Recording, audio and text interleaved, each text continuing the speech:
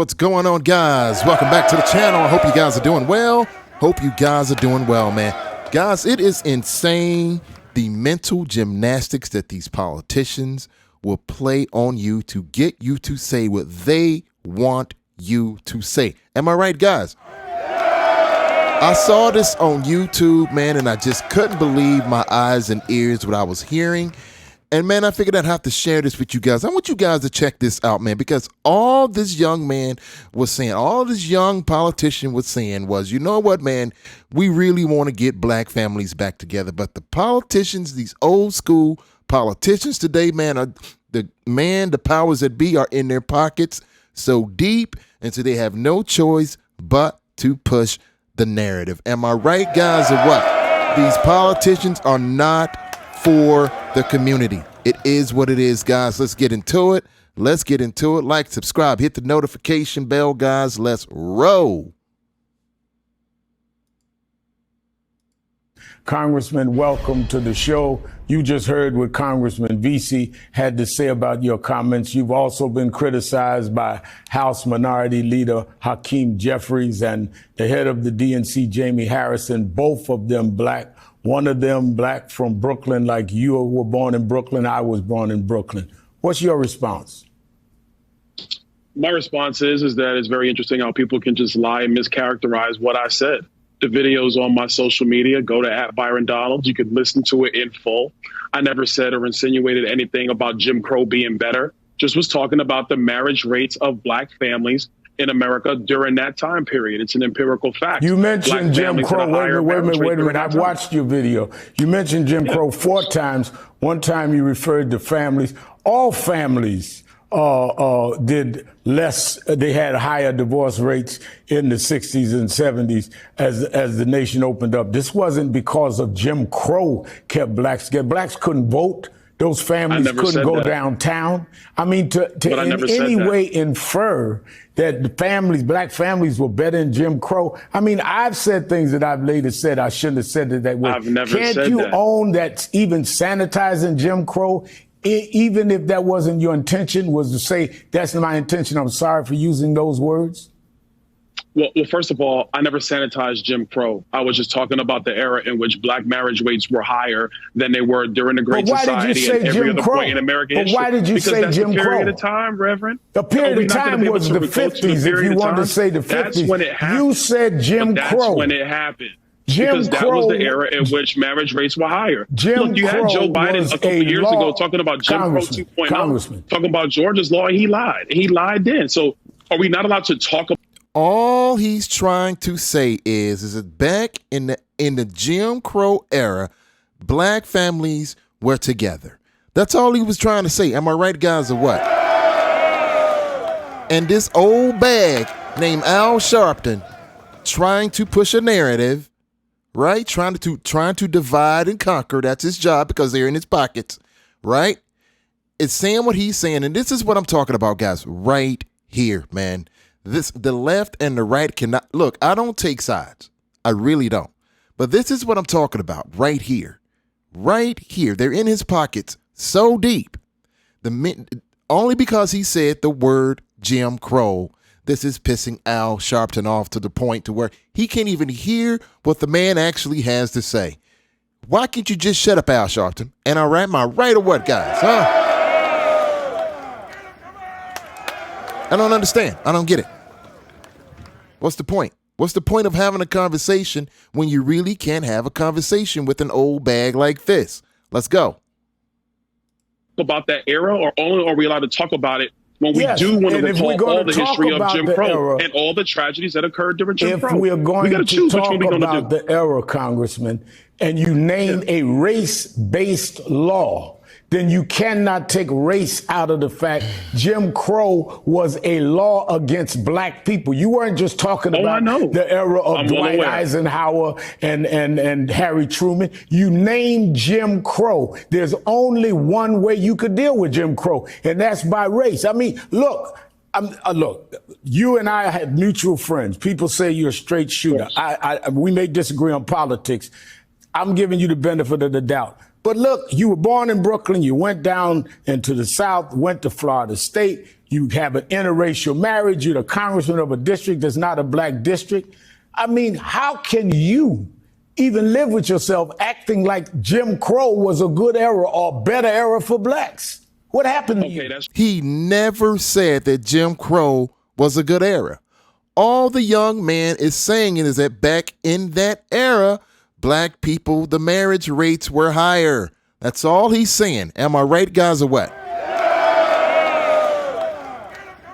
This is why I could never have conversations with people like Al Sharpton. Seriously. For real. Let's go. That's real cute. That's real cute. I did not say that. And I'm not going to sit here and have to insinuate that against you. Because right now you're lying about what I said. I did say Jim Crow. I did reference it 3 times. That's not to say that it was better. I never said that. Those words never came out of my mouth. When are you going to get that through your skull and everybody else's skull? I never said that. And the difference between me and a lot of other Republicans, I'm not going to sit here. You said it was better for us. I'm not going to let you under Jim Crow to bring families together. Did you say that? Hakeem Jeffries was lying. The Biden campaign was lying. All right. Go look at my words. Well, go look at my words. Right. People can look at your words. Did I say Jim Crow was better? No, I did not. You said I did not say Jim Crow was better. I never said it was good. I did not have nostalgia. I never said any of those things. I was talking about black families and black family marriage rates during that time. Okay. And the. All right. Then what did Jim Crow do to contribute to black families? Hello?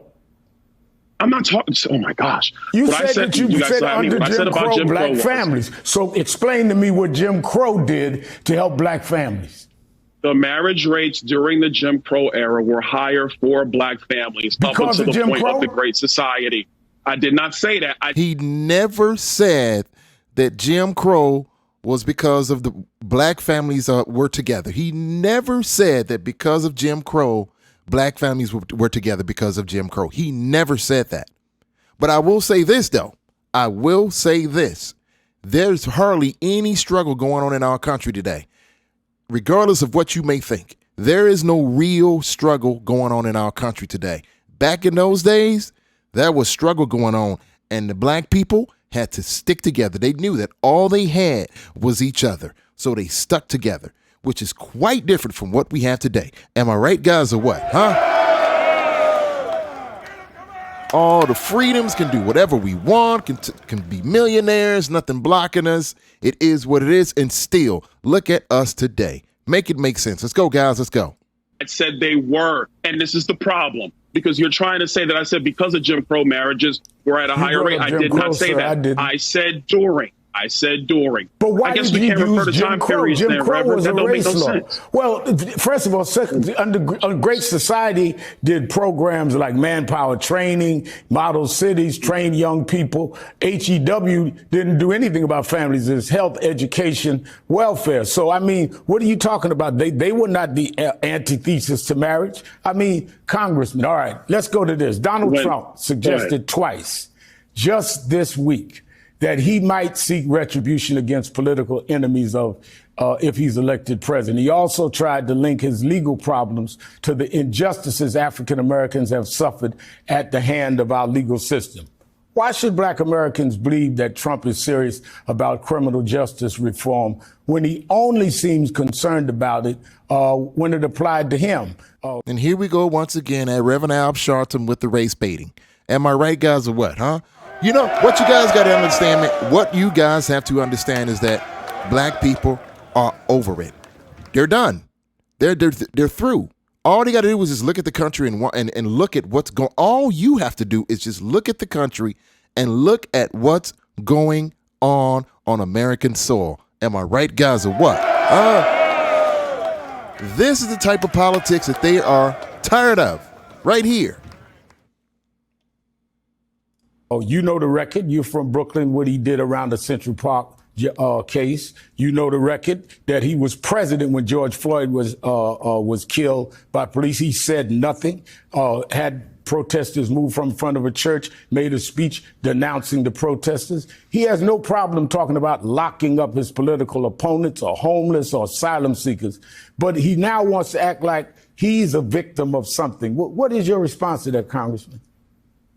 Well, first of all, during the Trump presidency, he also signed into law reforms to criminal justice reform, the First Step Back, which actually helped get a lot of people released who were imprisoned under the 94 crime bill that was authored by Joe Biden, one of the worst pieces of crime legislation that's really impacted a lot of people in the black community. You and I agree on the 94 crime bill. I marched on it, and Joe Biden has said that it went too far. But Donald Trump has not dealt with his own record of discrimination. If you're talking about the two candidates, Donald Trump, unlike Biden, who talked about how the crime bill did go too far, Donald Trump has not dealt with his discrimination, that he was sued by the Justice Department in housing, what he did with Central Park 5, what he's done in various race cases, and explained as president what he did with George Floyd. You were in Congress. What did he do with George Floyd? He didn't do anything with George Floyd. What are you talking about? That's exactly right. What did he do against it? He did not do anything. The only thing he said is that riots in America do need to stop. Well, first of all, let's talk about that legislation, because there were actually policing bill there were two bills that were going through Congress at the time. The bill that could have went through and passed was the one by Senator Tim Scott, and the only difference between that bill and the bill that was being moved by my Democrat colleagues is because my Democrat colleagues wanted to get rid of qualified immunity. Right. And look, if you guys haven't checked out Candace Owens' special that basically exposes BLM, she gets into all of the statistics when it comes down to how it all went down. She gets into the whole George Floyd case and the truth behind that, guys. You have really been duped. I promise you. Am I right, guys, or what? All of this, guys, just to push an agenda. And I think the main part of that agenda is to keep us separated. You guys got to stop listening to these politicians like this, especially Reverend Al Sharpton. Am I right, guys, or what? Old school cat. This guy knows the game. For real. Let's go. That was the only difference in the bill. Local law enforcement universally said, if you get rid of qualified immunity, you're going to have less officers on the streets. And so the Democrats did not want that bill to go forward. I believe Nancy Pelosi was speaker at the time, and that's why that bill could not get through the House. They did not vote for the George Floyd Justice and Policing Act. And did you vote for it, you in Congress? I wasn't in Congress at the time when that occurred, but I will tell you that the reason I was not in Congress, I got in 2020. Did you? No, because that bill would have gotten rid of qualified immunity. And getting rid of qualified immunity would have meant less officers on the street, which is bad for public safety. So if the only way you would have supported a bill to hold police accountable is if police would not be individually accountable? Is that what you're saying? Yeah, because if you most police officers make $60,000 to $70,000 a year. If they are not individually liable in civil court, how many people are going to sign up to be police officers? With all the millions of encounters they go through every single year, people aren't going to do that. That's not my words. That's the words of officers I talk to. Maybe if they knew they were liable, they would behave differently. The vast majority of officers do not do that. The vast majority of officers are good public servants. Candace Owens podcast really exposes this for what it really was, guys. There was no knee on his neck. Real talk. There was no knee on his neck. And the guy was pumped full of so many drugs that it just enough to kill a horse. Am I right, guys, or what, man? You guys got to start searching for the truth, man. You have to start searching for the truth instead of what makes you feel good, because sometimes the truth hurts. It is what it is. Let's roll. Let's roll. They serve our communities every single day. You know this, Al. Come on now. People, congressmen, don't commit crimes, but that doesn't mean we don't need laws. Let me go to this one. But qualified immunity is a bad solution. It would not have been good. It would have not been good. And Donald Trump opposed it and did not come with any police reform at all. Marjorie Taylor Greene, let's go Tim to her. Scott had a bill that what police reform Tim Scott bill had a bill that Donald Trump supported. Go back to the police Tim Scott bill, which was moving through the Senate. Nancy Pelosi wouldn't hear it in the House. What was the police reform bill that happened during George Floyd that Donald Trump, as president of the United States, when George Floyd was killed, what did he support for police reform? Donald Trump. At the time, Donald Trump was supporting the Tim Scott measure that could not get a hearing in the House because Nancy Pelosi wouldn't allow it. You can have Senator Scott on. He'll tell you about it. I'm quite sure he will. I met with Senator Scott. And what I'm saying to you is, did Donald Trump then say, we'll do this about police reform? This is wrong what happened to George Floyd? Let it through the House. She was speaker. You should ask Nancy why she didn't put it on the floor. No, I'm asking you then, what was the Republican bill around reform?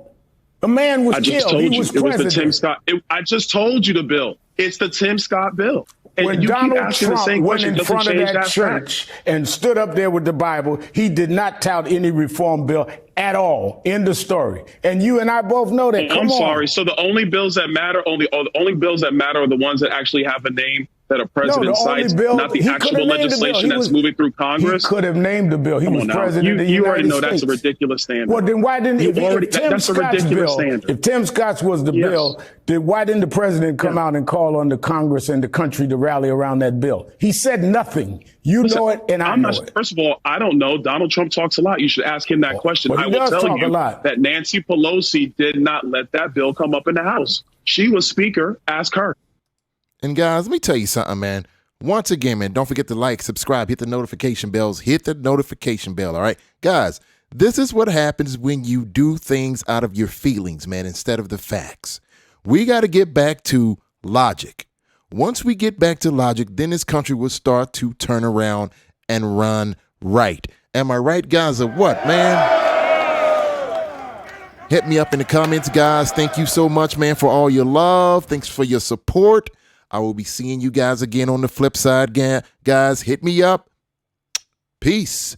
We're out of here.